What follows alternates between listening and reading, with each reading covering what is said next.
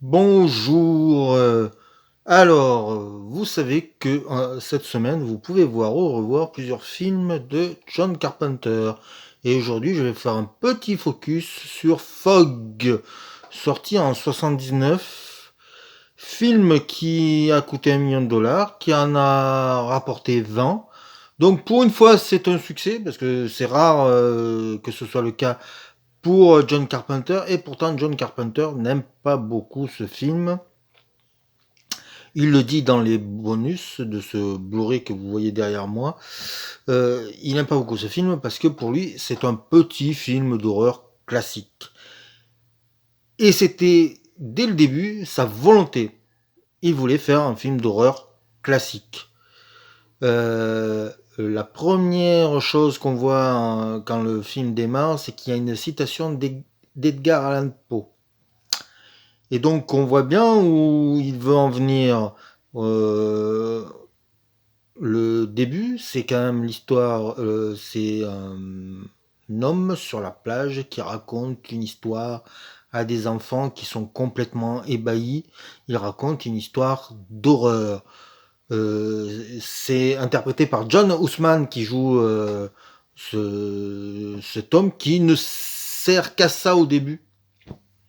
C'est-à-dire vous dire voilà, le film que vous allez voir, ça vient presque de des contes oraux ou un truc comme ça, vous voyez, c'est la mémoire orale qu'on se transmet de génération en génération, et donc ça démarre comme ça. Donc vraiment, il s'inscrit vraiment dans ce qu'on appelle le film d'horreur classique, presque gothique.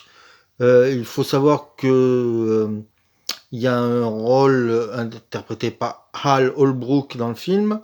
Et la première idée de John Carpenter était de donner le rôle de je vais arriver à parler, de donner ce personnage à Christopher Lee. Donc vous voyez où je vais en venir, c'est que c'est vrai que John Carpenter a toujours eu un pied dans la modernité. Ses films sont ancrés dans notre époque. Et Fog, c'est vrai, est un peu à part. Et pourtant, ça fait tout son charme. Déjà, alors je vous raconte pas l'histoire parce que elle est simple. Il y a un brouillard qui arrive euh, et il y a des personnes, on ne sait pas si c'est des fantômes, des morts vivants, des zombies, on ne sait pas vraiment, mais qui reviennent d'entre les morts rechercher plus. Alors si je me souviens bien, c'est 6 personnes qui veulent rechercher 6 personnes pour se venger. Voilà, j'en dis pas plus. Il y a un superbe casting et c'est intéressant de dire que voilà il y a Jamie Lee Curtis qui rempile après Halloween. Il y a sa mère, Janet Leigh. Il y a Tom Atkins que vous avez vu dans un grand nombre de films et que vous reverrez aussi dans un Carpenter qui est New York 1997. Il y a surtout la femme de John Carpenter à l'époque qui est Adrienne Barbeau, qui a le rôle pratiquement, oui, on va dire le rôle principal. Enfin, c'est quand même un film choral, mais on va dire que c'est l'actrice principale qui est la narratrice presque, puisque elle est toute seule enfermée dans un comment on appelle ça, elle fait de la radio, je me rappelle plus, excusez-moi, j'ai un trou, c'est pas grave. En fait, ce qui est intéressant, c'est aussi que ce film a été tourné à l'endroit même où Hitchcock a tourné Les Oiseaux. J'ai tellement d'infos dans la tête sur ce film que j'oublie de certains trucs, mais voilà. Elle est dans un phare, voilà. Adrienne Barbeau travaille dans un phare, elle fait la radio dans un phare. Et excusez-moi pour ces trous. Euh, et je suis très décousu, j'en suis désolé.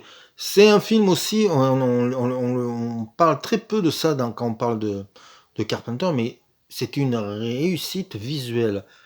Euh, il faut dire qu'il a un grand directeur photo qui est Dean Cundey, qui va retrouver dans New York 97, The Thing, et je crois bien les aventures de Jack Burton. Je suis pas sûr de ça, mais Dick Cundey va travailler avec Zemeckis, il va travailler avec plein de gens. Genre, je crois qu'il a travaillé sur Chéri Gérard Petit les gosses, voilà. Donc c'est quand même... mais c'est un directeur photo avec un sens visuel extrêmement intéressant. Et ce qu'il a fait de plus beau, je le dis pour moi, c'est avec John Carpenter. Donc, il y a Tommy Lee Wallace qui était son homme à tout faire et qui après va faire Le sang du sorcier, le Halloween 3. Euh, tout, en fait, ce qui est intéressant en regardant les fiches techniques de John Carpenter, c'est qu'il a toujours été bien entouré et qu'il a toujours su bien s'entourer. Et du coup, ça donne, c'est peut-être aussi pour ça que ces films sont d'une aussi grande qualité. En tout cas, Fog est un classique. Et ce n'est pas un petit classique de l'horreur, mais c'est un grand classique tout court. À revoir, parce que c'est un film qui recèle plein de mystères. Et en plus, si vous aimez Edgar Allan Poe et Lovecraft, vous serez heureux parce qu'il y a plein de citations tout le long du film.